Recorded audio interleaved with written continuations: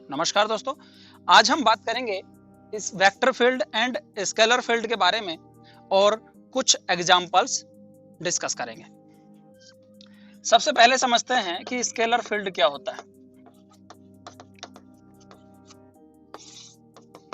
Scalar field बिल्कुल आप इस तरह से समझिए दोस्तों कि अगर एक पॉइंट एक्स वाई जेड अपने पास है, हम एक्स वाई जेड की किसी भी वैल्यू के लिए अगर एक function phi X Y Z का कुछ इस प्रकार है कि उसकी जो वैल्यू आती है वो स्केलर निकाल के आती है। मीन्स हमने X Y Z value put करी इस फंक्शन में और इस कंप्लीट फंक्शन की एक वैल्यू जो आती है वो स्केलर निकल के आती है या कोई एक कांस्टेंट नंबर निकल के आती है, तो फिर हम इस फंक्शन को बोलते हैं स्केलर पॉइंट फंक्शन। ठीक है, हम इसे स्केलर पॉइंट फंक्शन बोलते हैं या फिर स्केलर फंक्शन ऑफ पोजीशन। इस पर्टिकुलर पोजीशन के लिए हम इसे स्केलर फंक्शन बोलेंगे, यानी स्केलर फंक्शन ऑफ पोजीशन कहें या फिर स्केलर पॉइंट फंक्शन कहें। ठीक है, उसी तरह से एक नेक्स्ट टर्म है वेक्टर फील्ड। तो वेक्टर फील्ड बिल्कुल इसी तरह से है कि अगर एक पॉइंट एक्स वाई जेड हमारे पास है, तो ये जो दोस्तों एक्स वाई जेड पॉइंट है, अगर ये मैं पुट करूं एक फंक्शन फाई में और हमारे पास अगर फाई एक्स वाई जेड की जो वैल्यू है वो कोई वेक्टर क्वांटिटी निकल के आती है, अगर ये कोई वेक्टर क्वांटिटी निकल के आती है तो हम इस फाई फंक्शन को बोलेंगे vector function of position, vector function of position या फिर वेक्टर पॉइंट फंक्शन। ठीक है, तो इस तरह से हम स्केलर फील्ड और वेक्टर फील्ड को डिफाइन कर सकते हैं। ठीक है, अब मैं आपको दो एग्जांपल बताऊंगा, एक example vector field scalar field का, एक एग्जांपल वेक्टर फील्ड का। उससे आपको एक क्लियर हो जाएगा कि स्केलर फील्ड और वेक्टर फील्ड होता क्या है। दरअसल जब हम प्रीवियस ईयर के क्वेश्चंस करेंगे तो आप इस चीज को क्लियरली देखेंगे कि जो आईआईटीएन होते हैं, बेसिकली जो आईआईटीज के प्रोफेसर्स होंगे जो आपका एग्जाम सेट करेंगे गेट का या फिर आईआईटी जेम का, तो वो लोग क्या करते हैं, हर चीज को बड़ा ही क्लियरली वहां पर वो मेंशन करके देंगे। मींस वो पूरा प्रॉपर, अगर वो कोई फंक्शन लिख रहे हैं फाई, तो आप देखेंगे कि जो क्वेश्चंस की लैंग्वेज होती है वो काफी बड़ी आएगी, यानी कि वो हर चीज बताएंगे कि फाई एक वेक्टर पॉइंट फंक्शन है। ठीक है, इस पर्टिकुलर पॉइंट पर ये वैल्यू है, तो ये सारी की सारी चीजें आपको गिवन होंगी और आप चाहें तो दोस्तों उस चीज को क्रॉस चेक भी कर सकते हैं। ठीक है, एक दो एग्जांपल देखते हैं इससे रिलेटेड अपन। आप एग्जांपल देखिए कि suppose phi X Y Z बराबर अपने को गिवन है X cube Y minus Z square. अब मैं अगर एक्स वाई जेड की कोई भी वैल्यू रखूंगा तो इस कंप्लीट फंक्शन की वैल्यू कोई ना कोई स्केलर ही निकल के आएगी। मतलब आप कुछ भी रख के देख लीजिए, जैसे हमने रखा सपोज 0 0 0, तो यहां से 0 आएगा। अगर हमने सपोज रखा 1 0 0, तो यहां से क्या निकल के आएगा 1, तो भी 0 आएगा।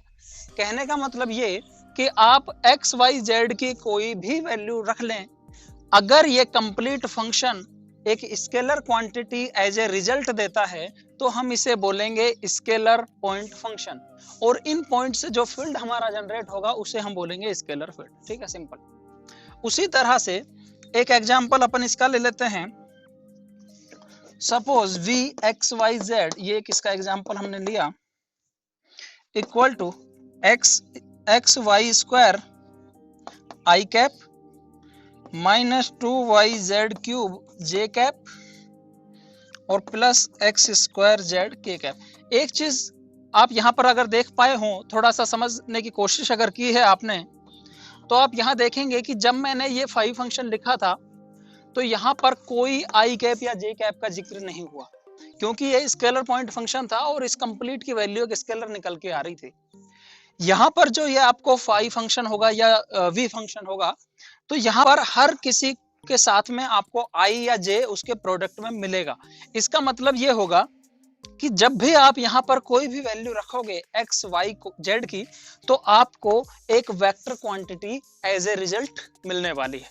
ठीक है, अगर आप यहाँ 0 0 0 रख दोगे तो आपको यहाँ 0 मिलेगा, यहाँ भी आप 0 रख रहे थे तो आपको 0 मिल रहा था, लेकिन दोनों में फर्क ये है कि यहाँ पर ये 0 एक स्केलर क्वांटिटी है और यहाँ पर ये जो 0 मिलेगा ये एक वेक्टर क्वांटिटी होगी। ठीक है, एक दो एग्जाम्पल देखते हैं और फिर इस जो हमारा फर्स्ट चैप्टर है इसको फिनिश करते हैं। फर्स्ट चैप्टर हमारा वेक्टर अलजेब्रा चल रहा था, जिसके अंदर हमने अभी तक जो भी डिस्कशन किया है वो वेक्टर अलजेब्रा का था। 2-4 मैं आप लोगों को क्वेश्चन कराऊंगा और उसके बाद इस फर्स्ट चैप्टर वेक्टर अलजेब्रा यानी मोड 1 इसको हम फिनिश कर देंगे। इसके अलावा कुछ अगर इंपॉर्टेंट कंसेप्ट इसमें हमें इन फ्यूचर ऐड करना पड़ेगा तो अपन इसमें ऐड कर देंगे।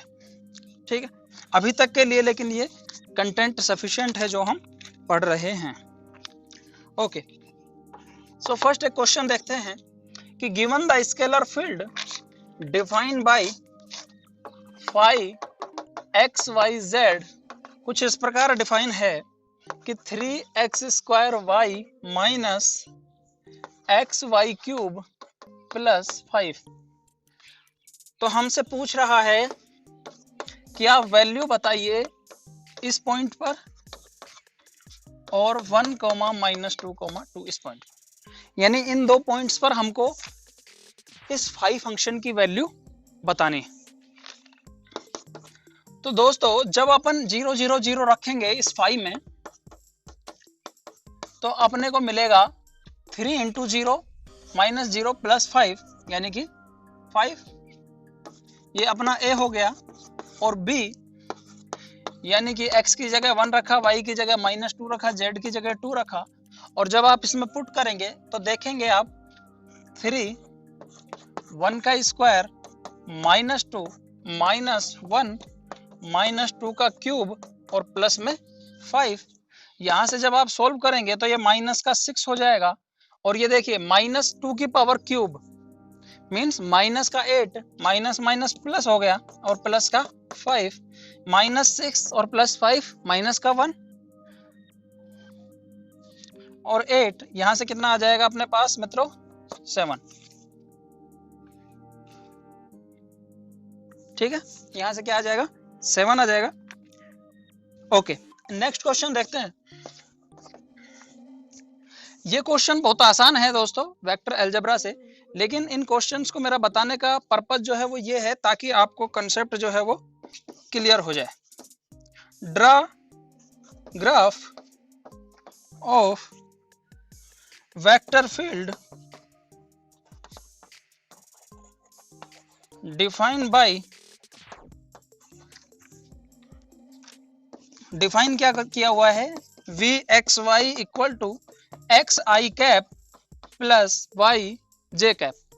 यहां से आप देख सकते हैं मैंने आपको बताया था कि अगर xi cap plus y j cap है तो इसका मतलब हो गया कि एक हमारे पास एक पॉइंट हो गया xy, यानी कि कुछ अगर हम क्वाड्रेंट की बात करें इस प्रकार से तो x मतलब i का कैप का मतलब क्या था x डायरेक्शन में, तो x डायरेक्शन में मुझे इसके साइड में क्या होता है लेंथ, मींस मुझे x डायरेक्शन में x चलना पड़ेगा, फिर y डायरेक्शन में y चलना पड़ेगा, तो मेरा पॉइंट यहां कुछ आ गया।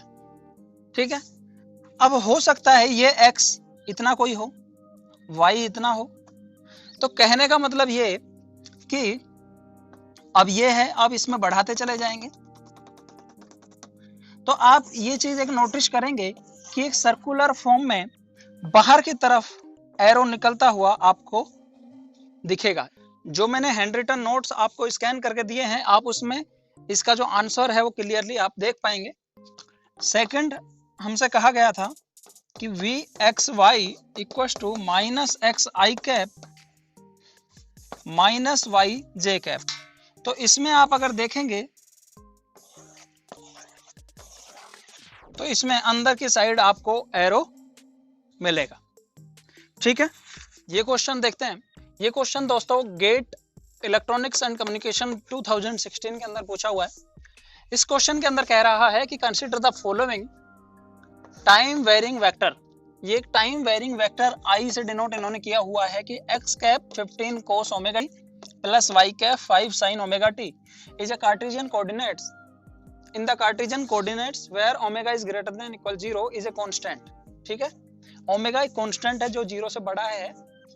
व्हेन द वेक्टर मैग्नीट्यूड, इसका जो वेक्टर मैग्नीट्यूड है यानी मॉडुलस आई वो मिनिमम होगा।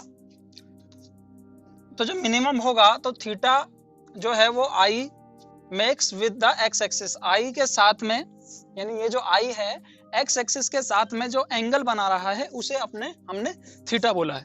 ठीक है, तो थीटा की मिनिमम वैल्यू पूछ रहा है, सिंपल। ओके, तो कैसे सोचेंगे इस क्वेश्चन के सॉल्यूशन के बारे में। मतलब देखिए, अगर आपको ये सोचना आ गया कि क्वेश्चन कह क्या रहा है और उसको हम किस एक फ्लो में आगे बढ़ेंगे, उसको सॉल्व कैसे करना है, तो मुझे लगता है कि आपको आंसर तुरंत आ जाएगा। ठीक है, ओके, आई दे रखा है, हमको आई मैग्नीट्यूड के बारे में बात करनी है, तो सिंपल आई मैग्नीट्यूड इसका कर लें क्या। आई मैग्नीट्यूड क्या हो जाएगा भाई, वहां पर अपन आई कैप और जे कैप के बारे में बात करते थे, यहाँ पर आई कैप की जगह एक्स कैप है और वाई जे कैप की जगह वाई कैप है। तो इसके साइड में जो कुछ भी है इसका स्क्वायर कर देंगे प्लस 5 साइन ओमेगा टी का स्क्वायर, ये इसका क्या हो गया मैग्नीट्यूड। और इसको जब आप सॉल्व करेंगे आगे तो यहां से हो गया 2 to 5 15 का square cos square omega T plus 25 sine square omega T. इस 225 को अपन ब्रेक करेंगे 200 प्लस 25 में। ऐसा क्यों कर रहे हैं, हर स्टेप के बारे में आपको पता होना चाहिए ऐसा हम क्यों कर रहे हैं, ताकि ये 25 कोस स्क्वायर ओमेगा टी और 25 साइन स्क्वायर ओमेगा टी को अपन एक साथ लिख सकें। तो 200 cos square omega T plus 25, क्योंकि ब्रैकेट में जाएगा तो cos square omega T plus sine square omega T 1 हो जाएगा। तो कहने का मतलब ये हो गया मॉडुलस आई, और ये अगर मॉडुलस आई है और हमको चाहिए क्या मिनिमम, तो ये मिनिमम कब होगा, जब ये मिनिमम होगा यानी कि ओमेगा टी को क्या होना पड़ेगा 90 डिग्री। मींस ये मिनिमम कब होगा, जब ये 0 होगा। और ये अगर 0 होगा इसका मतलब ओमेगा टी को 90 डिग्री होना पड़ेगा, और ओमेगा टी कुछ और नहीं बल्कि थीटा है। और यही हमारा आंसर यहाँ पर आ जाएगा। Fill in the blank type का ये क्वेश्चन था गेट के अंदर, और जो हमारा एंगल है थीटा वो 0 से 180 के बीच में होना चाहिए।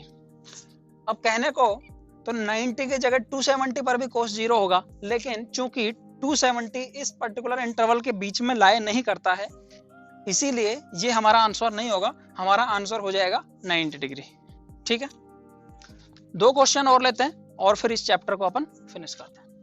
यहाँ पर देखिए अगला क्वेश्चन कह रहा है कि एक्सप्रेस करना है हमको 3i cap minus 4j cap को as a product of length and direction.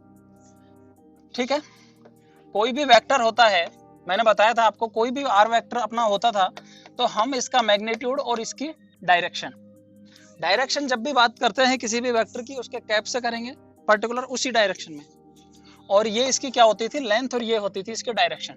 ठीक है, अब ये कह रहा है कि ये जो वेक्टर दिया हुआ है इसको आपको प्रोडक्ट के फॉर्म में लिखना है, किस किस के, लेंथ एंड डायरेक्शन के। ठीक है, तो ये मान लेते हैं हम आर वेक्टर है, तो इसका मतलब इसका मॉडुलस लिख देंगे। यहाँ पर मॉडुलस क्या हो जाएगा 3 का स्क्वायर प्लस 4 का स्क्वायर, और यहाँ पर इसका आर कैप यानी 3i माइनस 4j अपॉन इसका मॉडुलस। बोलो, मतलब सिंपल सा है यार, किसी भी वेक्टर को अगर हम हमें उसके लेंथ एंड डायरेक्शन का प्रोडक्ट के फॉर्म में लिखना हो तो उसके मैग्नीट्यूड से मल्टीप्लाई और डिवाइड कर देंगे, सिंपल। तो यहां से हो गया 5 और यहां से 3/5 आई कैप माइनस 4/5 जे कैप। ठीक है, ये क्यों लिखा? क्योंकि आर कैप क्या होता है? वेक्टर अपॉन उसका मैग्नीट्यूड। नेक्स्ट क्वेश्चन देखिए कि find the unit vector in the direction of 4i cap plus 6j cap. इस पर्टिकुलर डायरेक्शन में हमको यूनिट वेक्टर बताना है। तो मैंने आपको बताया था कि यूनिट वेक्टर क्या होता है? जो डायरेक्शन को शो करता है, सिंपल, सिर्फ और सिर्फ डायरेक्शन को शो करता है, उसका मैग्नीट्यूड 1 होता है। तो अब इसको करने के दो तरीके से अपन सोच सकते हैं। या तो अपन इसके डायरेक्शन में कोई यूनिट वेक्टर ढूंढने के लिए कुछ कोशिश करें, है ना, या फिर इसका मैग्नीट्यूड 1 बना दें। भाई ये वेक्टर है, मींस ये वेक्टर है, आर वेक्टर हमने मान लिया। तो वेक्टर अगर है तो इसमें मैग्नीट्यूड भी होगा और इसमें डायरेक्शन भी होगी। तो अगर हम इसका मैग्नीट्यूड से इसको डिवाइड कर दें तो ये उसी डायरेक्शन में एक वेक्टर हो जाएगा, यूनिट वेक्टर हो जाएगा। बोलो, हमको यूनिट वेक्टर चाहिए, तो यही तो यूनिट वेक्टर की डेफिनेशन होती थी। तो simple 4i cap plus 6j cap हम अपॉन इसका हमको मैग्नीट्यूड से डिवाइड कर देना है। 4 यानी कि 16 प्लस 6 यानी कि 36। तो यहां से 4 अपॉन रूट 52 आई कैप प्लस 6 अपॉन रूट 52 जे कैप, ये हमारा फाइनल इसका आंसर हो जाएगा। ठीक है, तो दोस्तों आज के इस वीडियो लेक्चर के अंदर हमने basically scalar field and vector field, scalar point function, vector point function के बारे में पढ़ा और साथ के साथ हमने कुछ क्वेश्चंस को डिस्कस किया है, जिसमें से एक प्रीवियस ईयर का क्वेश्चन भी हमने देखा है। ये हमारा फर्स्ट चैप्टर आज यहाँ पर समाप्त हो चुका है। इन फ्यूचर अगर कोई इंपॉर्टेंट कंसेप्ट प्रीवियस ईयर के क्वेश्चंस करते वक्त हमें अगर इस पर्टिकुलर चैप्टर से जुड़ा हुआ अगर मिलेगा तो हम इस पर्टिकुलर मॉड्यूल में उसे एक लेक्चर बना करके ऐड कर देंगे। लेकिन फिलहाल जो हमने पढ़ा है वो मोर देन सफिशिएंट है आप लोगों के लिए। हम अभी बढ़ जाएंगे नेक्स्ट मॉड्यूल पर, और जो कि हमारा होगा the dot product and cross product. पहले हमने पढ़ा है वेक्टर अलजेब्रा, अब हम पढ़ेंगे dot product and cross product. इसके बाद हम वेक्टर डिफरेंशिएशन, फिर हम पढ़ेंगे ग्रेडियंट, डाइवर्जेंस एंड कर्ल, जहां से बहुत ज्यादा क्वेश्चन पूछे जाते हैं, और उसके बाद ग्रीन्स थ्योरम, स्टोक्स थ्योरम, ये सारी चीजें हम डिस्कस करेंगे। तो दोस्तों वीडियो देखने के लिए आपका बहुत बहुत धन्यवाद।